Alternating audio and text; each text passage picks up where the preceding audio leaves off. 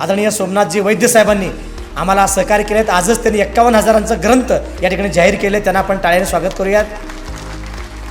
वैद्य साहेब, अनेक राजकीय नेत्यांना आम्ही बोलवलो, खासदारांना बोलवलो, आमदारांना बोलवलो आणि आमचं एक व्हिजन होतं कि सोलापुरचं परिस्थिति बदलना पाहिजे।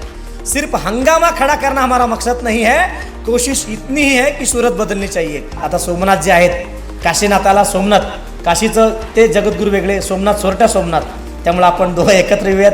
दो हंसों का जोड़ा। सोमनाथजी, दक्षिणमध्ये तुम्ही प्रयत्न करा, आम्ही तुमच्या पाठीशी आहोत। स्वयं शिक्षा एज्युकेशन फाउंडेशनच्या मार्फत आपणास सांगतो की मी आता सामाजिक चळवळीत इथे या दक्षिण सोलापूर